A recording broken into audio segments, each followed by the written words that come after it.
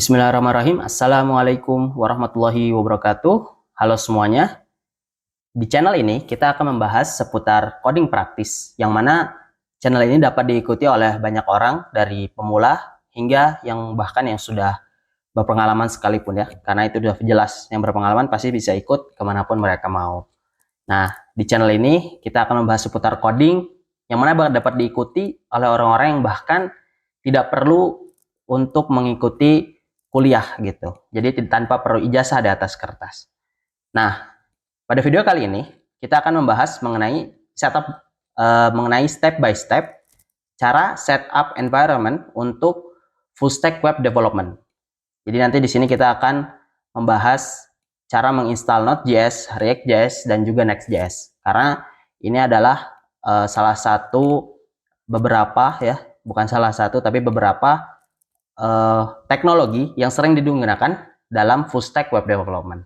Nah, untuk pertama-tama kita harus memiliki Node.js terlebih dahulu, karena ini adalah salah satu core teknologi yang dibutuhkan ya. Nah, kalau saya sudah punya, tinggal node minv, kita buka dulu bash. Kalau saya biasa pakai bash, atau bisa pakai CLI yang lain ya, command prompt PowerShell .minv dan npm-v. Nah, di sini muncul versi dari Node yang kita miliki dan juga npm. Nah, di sini berarti saya sudah memiliki Node dan juga npm yang terinstall di environment saya. Node itu Node.js adalah suatu runtime JavaScript ya, yang mana nanti ini sangat berguna sekali untuk melakukan instalasi dan juga dependensi yang dibutuhkan untuk nanti framework yang kita install. Nah, sekarang kita akan mempelajari bagaimana cara install Node.js terlebih dahulu. Kita buka web browser, lalu kita cek Node.js, kita cari Node.js. Nah, kalau misalnya kita buka GitHub, saya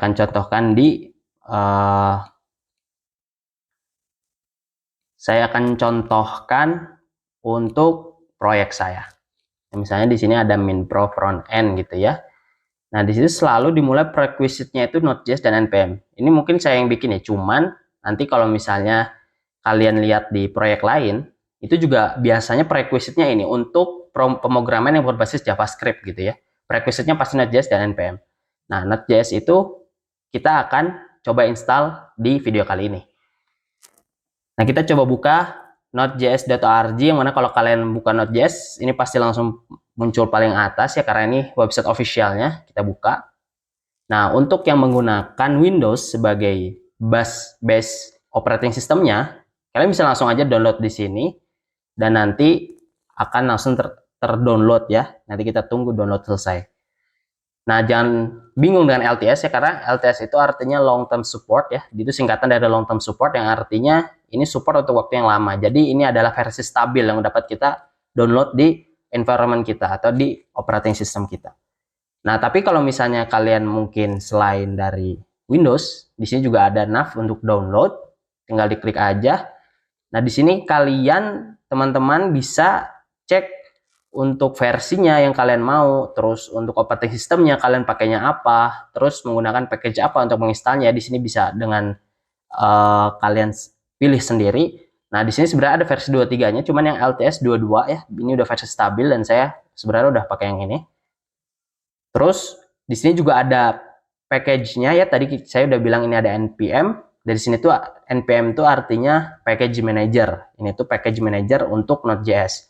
Jadi ketika nanti kita ingin melakukan suatu pengambilan dependencies atau pengambilan library menggunakan Node npm ini, yang npm ini adalah singkatan dari Node Package Manager.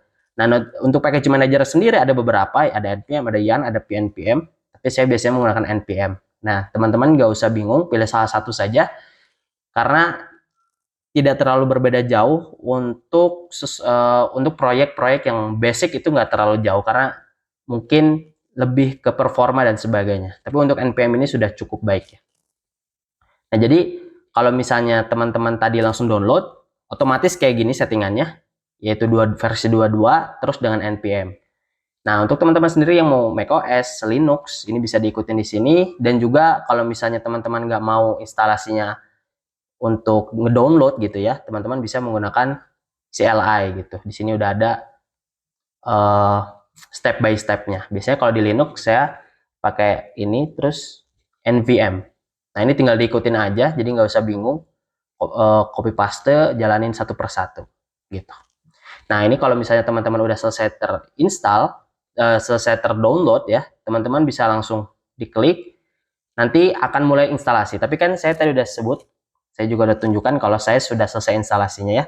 Jadi saya tidak perlu melakukan 2 kali. Cuman teman-teman yang belum melakukan instalasi untuk Node.js ini, teman-teman tinggal klik aja ini, lalu secara otomatis nanti instalasi akan dimulai dan biarkan semuanya dalam kondisi default ya teman-teman. Jadi nggak usah bingung dengan opsional itunya. Opsional ketika instalasi, teman-teman tinggal klik next dan defaultnya itu udah cukup lah untuk melakukan pemrograman di kedepannya gitu. Oke. Nah, di sini juga kita udah dikasih tahu ya, kalau misalnya untuk memverifikasi apakah Node.js-nya itu ada atau enggak, kita bisa mengecek versinya gitu. Nah, di sini bisa kita balikan dulu ke Windows. Nah, yang dicek itu Node-nv, Node-v, dan npm-v gitu. Nah, untuk Node sendiri versi 22.14 ya, seperti yang tadi saya buka. Kita buka lagi bash, CLI apapun ya teman-teman, PowerShell, command prompt itu bisa. Kita ulangi lagi Node-v dan juga npm-v. Nah, ini jadi ini tuh suatu runtime yang core gitu untuk proyek-proyek kedepannya. Nah, kalau udah selesai, kita akan lanjutkan untuk instalasi React ya teman-teman. Jadi kita buka di Explorer dulu. Kita pastikan teman-teman pengen naruh proyeknya itu di mana ya. Kalau saya mungkin taruh di sini YouTube. Di sini saya udah ada untuk latihan ya teman-teman. Nah, untuk di sini kalau misalnya teman-teman pengen buka command prompt langsung, teman-teman bisa di sini tulis command prompt ya, cmd, langsung keluar. Nah, gitu. Nah, selama node-nya itu dikenali di sini ya, jadi teman-teman bisa melakukan di sini. Jadi kalau tadi saya pilih bash, tapi kadang-kadang saya juga pilih command prompt biar cepat gitu ya. Nah, ini untuk Node.js-nya. Sekarang kita akan coba instalasi untuk React. Nah, React.js ini untuk apa? React.js ini adalah library ya, library JavaScript. Biasanya kalau teman-teman ngoding untuk sangat basic itu tanpa library, biasanya HTML, CSS, JavaScript. Nah, untuk React.js ini adalah library untuk JavaScript dan bisa menggabungkan ya antara markup language-nya dengan JavaScript, jadi lebih mudah. Nah, untuk teman-teman yang bingung gimana dokumentasi dan sebagainya, kayak biasa aja kayak tadi Node.js, teman-teman bisa langsung klik cari di keywordnya React.js dan biasanya langsung muncul di paling atas ya teman-teman ya, react.dev, langsung pilih, klik. Nah, di sini teman-teman bisa langsung ke learn untuk langsung instalasi dan ada installation. Nah, installation sendiri untuk React kalau misalnya di website officialnya itu ada 3 cara ya teman-teman ya. Ada creating React app, ini langsung ke framework, jadi di sini langsung next gitu. Tapi kita bikin React-nya dulu ya, karena biasanya kalau yang saya ketahui itu nanti rada dipisah ya antara React dan next gitu, karena kebutuhan dan performa juga kemampuannya ya itu berbeda gitu. Nah, biasanya saya menggunakan yang nomor 2 ini, bisa juga yang nomor 3, tapi kita untuk video ini kita coba untuk yang kedua ya. Nah, di sini instalasinya itu menggunakan build tool, teman-teman. Nah, jadi build tool ini adalah ya sebuah bundle gitu ya, yang dia itu udah mengumpulkan library-library JavaScript lainnya, salah satunya React. Nah, saya biasanya pakai Vite ini, teman-teman. Dan di Vite ini kita bisa langsung install React, Vue, dan library-library lainnya. npm create file-latest ini bisa teman-teman langsung copy juga bisa, tapi saya akan menunjukkan cara biasa saya ya. Nah, kalau saya biasanya cuma npm create file-latest, jadi mudah dipahami. Yang ini teman-teman nggak paham dulu nggak apa-apa, karena nanti juga ketika proses instalasi ini bakal diinisiasi gitu. Meskipun teman-teman cuma mengisi npm create file-latest. Nah, saya coba ya. Masuk ke CLI yang tadi, kita tulis npm create void latest, jadi mudah untuk dihafal gitu ya. Klik enter, kita tunggu. Nah, project name My App ini adalah project name-nya ini. Jadi kalau teman-teman di sini taruh My App, kita udah nggak perlu ngisi ini, ya. Makanya di sini nggak usah terlalu bingung. Kita tulis aja My App, boleh ya. Nah, lihat nih, frameworknya banyak. Kalau misalnya kita pakai Build Tools bundle Skyvite ini, di sini udah ada Vanilla, Vue, React, Preact, Lead, dan Svelte, dan banyak lagi ya. Nah, untuk video kali ini kita akan membahas mengenai React. Nah, jadi template-nya ini tadi template React, karena tadi Vite ini kan udah ngebundle banyak sekali library. Nah, untuk biar cepat, kalau teman-teman kayak gini, copy tadi untuk project name sama framework-nya itu udah teman-teman nggak perlu pilih. Oke, nah ini untuk varian. Jadi JavaScript itu teman-teman memiliki varian untuk lanjutannya ya. Jadi TypeScript ini adalah bahasa JavaScript tapi ada tipe data gitu. Jadi kalau teman-teman udah belajar C, C++, Java dan sebagainya itu pasti ada tipe datanya. Nah, JavaScript ini adalah bahasa yang dalam tanda kutip kurang baik ya teman-teman, karena tidak strict terhadap tipe data. Jadi misal satu variabel itu integer, dia bisa dimasukkan string gitu. Jadi satu variabel itu tidak bebas lah gitu. Tipe datanya bebas, yang dimasukkan value untuk di sana tuh tipe datanya bebas. Itu JavaScript. Nah, TypeScript ini muncul untuk menghindari hal-hal tersebut agar proyeknya itu lebih baik gitu ya, secara fundamental pemrograman gitu. Pemrograman TypeScript. Yang untuk SWC nggak usah dipikirin dulu. Kalau saya biasanya menggunakan TypeScript teman-teman, gara-gara tadi udah saya sebutkan TypeScript ini lebih baik lah. Oke, di sini tinggal ikutin aja teman-teman ya. Ini udah simple. Kita masuk, nanti kalau misalnya teman-teman beda nama, yang di sini juga nanti munculnya beda gitu. Di sini namanya My App, tinggal pencet tab aja teman-teman. Tab, itu nanti langsung muncul semua. Klik enter, kita udah masuk. Lalu kita klik masukkan komen npm install. Nah, npm install itu bisa disingkat dengan npmi. Jadi nanti tidak perlu bingung apa itu npmi dan npm install, itu sama aja. Kita tunggu. Nah, baik teman-teman, sudah berhasil. Sebelumnya tadi sempat saya matiin dulu ya, soalnya lama. Ini akhirnya sudah berhasil, ditambah 180 packages. Jadi ini hal-hal yang diperlukan untuk menjalankan suatu React application gitu ya. Nah, di sini lanjutannya kita bisa npm run dev, kita bisa langsung menjalankan proyek React tersebut, npm run dev. Nah, di sini muncul untuk URL-nya, bisa langsung kita klik dengan kontrol lalu klik. Nah, ini jadi teman-teman. Ini adalah default-nya ya, teman-teman, untuk React App. Nah, kalau teman-teman pengen lihat codingannya seperti apa, teman-teman bisa ini matiin dulu. Kita klik Y untuk dimatikan.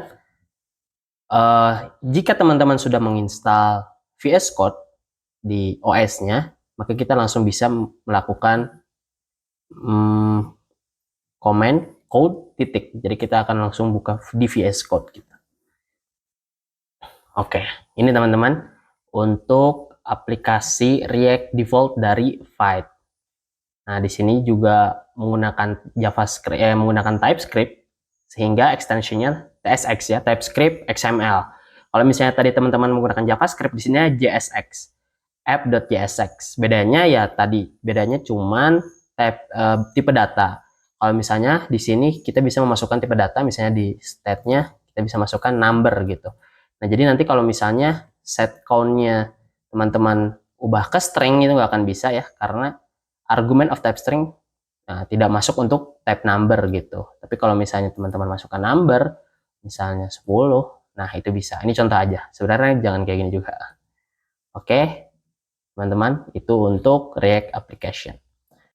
Baik, untuk sesi terakhir kita akan menjelaskan cara setup Next.js. Seperti sebelumnya, kita buka Chrome dulu, ini Chrome yang tadi. Lalu kita klik Next.js. Ya, langsung aja kalau misalnya teman-teman belum ada historinya, langsung klik enter. Seperti biasa paling atas Next.js Vercel.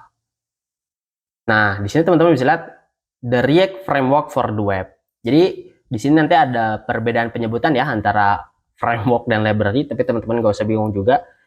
Mirip-mirip, walaupun ada yang mengatakan beda gitu. Nah, React sendiri kalau misalnya kita refer ke official websitenya, ini adalah library ya, library for web gitu. Dan Next.js adalah React Framework. Jadi ada JavaScript, library-nya itu React, lalu di atasnya lagi ada frameworknya Next.js. Jadi Next.js itu dibangun di atas React, yang dibangun di atas JavaScript gitu. Nah, di sini udah kekumpul banyak sekali teknologi-teknologi yang dibutuhkan. Nanti mungkin di video-video selanjutnya bisa kita tunjukkan. Nah, kalau ini cukup mudah teman-teman.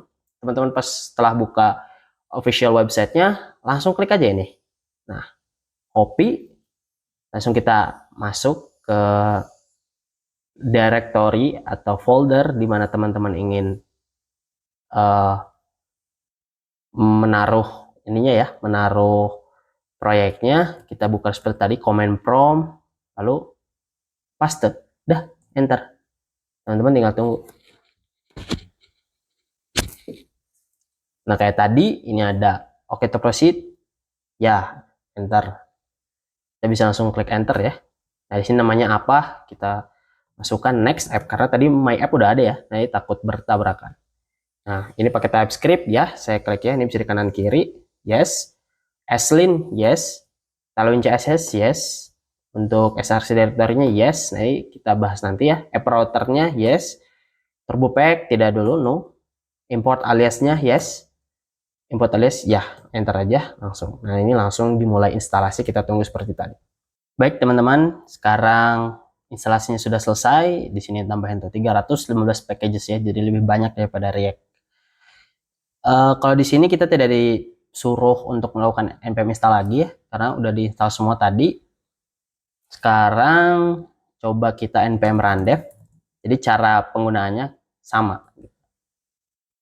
Oh maaf, kita belum masuk. Coba kita masuk dulu ke project kita ya. Tadi project kita beri nama next app gitu.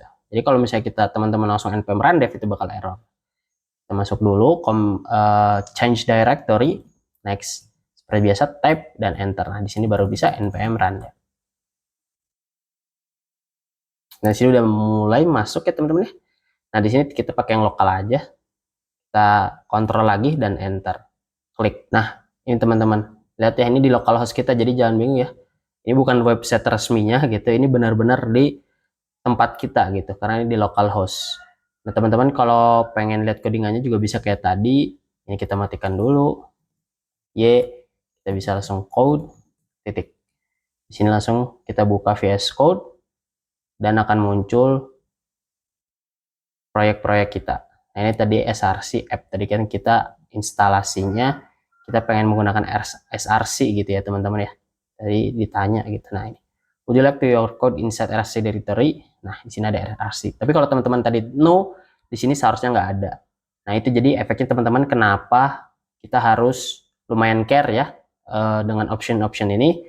Cuman untuk option ini akan kita cover di video-video selanjutnya. Oke, gitu aja teman-teman. Jika ada yang masih ingin menanyakan sesuatu bisa di kolom komentar ataupun mau request apa yang mau dibahas, insya Allah kita akan bahas di video-video selanjutnya. Dan ingat ya semua teman-teman ya, ini gratis semua ya. Ini Node.js gratis, React.js gratis, dan Next.js gratis gitu. Jadi kerennya di dunia pemrograman itu ketika kita akan melihat banyak orang baik yang mana mereka itu menyebarkan teknologi-teknologi mereka ke khalayak umum gitu. Bahkan industri-industri besar pun membuat teknologi-teknologi mereka gitu. Kayak React ini kan bikinannya Facebook nih. Nanti ada teknologi apa lagi juga bikinannya Facebook. Nah, kenapa disebar ke orang umum? Karena biar kreativitasnya itu tidak mandek gitu ya teman-teman ya. Kalau dibuat eksklusif nanti teknologinya nggak berkembang. Sedangkan ini berkembang karena terus digunakan gitu ya. Jadi ada keinginan, ada terus tekanan juga untuk terus mengembangkan teknologi mereka. Baik, jika itu sudah mencukupi semua, teman-teman boleh bertanya nanti lain kali. Kita bertemu lagi di video lain kali. Wassalamualaikum warahmatullahi wabarakatuh.